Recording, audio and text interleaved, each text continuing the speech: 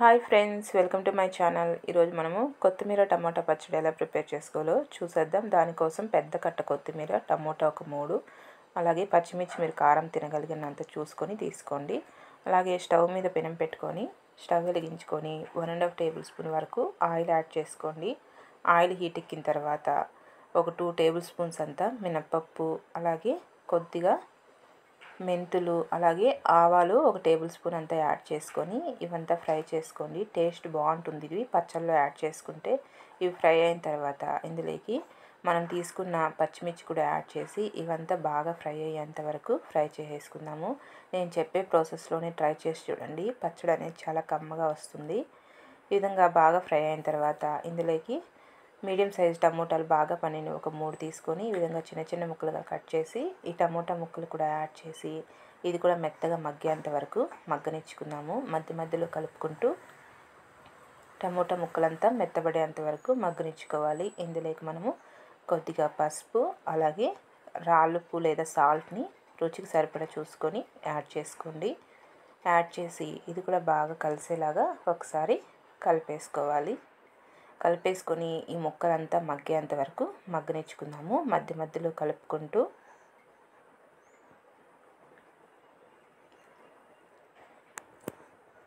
ఇక్కడ చూసినట్టయితే ముక్కలు బాగా మగ్గాయి కదా. ఇక్కడ నేను కొత్తిమీరని శుభ్రంగా వాటర్లో ఒక 2 సార్లు క్లీన్ చేసుకొని యాడ్ చేస్తున్నానండి. ఈ విధంగా కొత్తిమీరని నీట్గా క్లీన్ చేసుకొని యాడ్ చేసి ఈ కొత్తిమీర అంతా కూడా బాగా మగ్గేంత వరకు వేయించుకోవాలి. ఇలా బాగా వేగించుకుంటే మనకి కొత్తిమీర అంతా కూడా బాగా మగ్గిపోయి పచ్చడి అనేది చాలా కమ్మగా వస్తుంది. ఇలా మగ్గి పెట్టేటప్పుడే ఇందులోకి ఒక చిన్న నిమ్మపండు సైజ్ అంతా చింతపండుని కూడా యాడ్ చేసేసుకోండి. చాలా అవసరం ఉండదు, ఒక చిన్న నిమ్మపండు సైజ్ అంత చింతపండు యాడ్ చేస్తే సరిపోతుంది. ఈ విధంగా యాడ్ చేసి ఇదంతా బాగా మగ్గేంత వరకు ఇలాగే ఫ్రై చేసేసుకోండి. ఇదంతా బాగా మగ్గిన తర్వాత స్టవ్ ఆపేసుకొని ఇదంతా చల్లగా అయ్యేంత వరకు పక్కన పెట్టేసుకుందాం. చల్లగా అయిన తర్వాత మాత్రమే మిక్సీకి పట్టుకోవాలి, లేదంటే మనకి మిక్సీ పాడైపోతుంది. ఇక్కడ చూసారా, ఇదంతా చల్లగా అయిపోయింది కదా. ఇప్పుడు ఒక మిక్సీ జార్ తీసుకొని ఇందులోకి యాడ్ చేసేసుకుందాము. ఈ విధంగా ఇది మొత్తం కూడా ఇందులో యాడ్ చేసుకొని తెల్లగడ్డపాయలు ఒక 4 యాడ్ చేస్తున్నాను. జీలకర్ర ఒక 1/2 టేబుల్ స్పూన్ అంతా యాడ్ చేసి దీన్ని మిక్సీకి పట్టేసుకుందాం. మరీ మెత్తగా పట్టద్దు మిక్సీకి, ఈ విధంగా మిక్సీకి పట్టుకోండి. మీరు రోట్లో దంచుకునేటట్టయితే ఇంకా టేస్టీగా ఉంటుంది.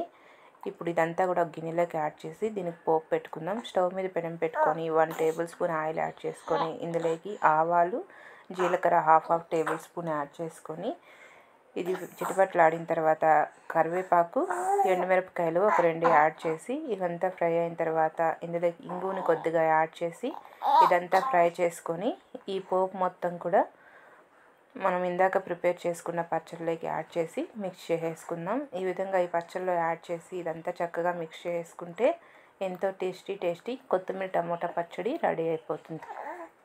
టేస్ట్ అయితే చాలా బాగుంటుంది. వేడి వేడి రైస్, రాగి సంగటి, చపాతీ, దోశ, పూరి, ఇడ్లీ అన్నిటిలోకి చాలా బాగుంటుందండి. మీరు కూడా తప్పకుండా ట్రై చేయండి. ట్రై చేసి నా వీడియో కనుక నచ్చితే నా ఛానల్ని తప్పకుండా సబ్స్క్రైబ్ చేసుకోండి. Bye friends.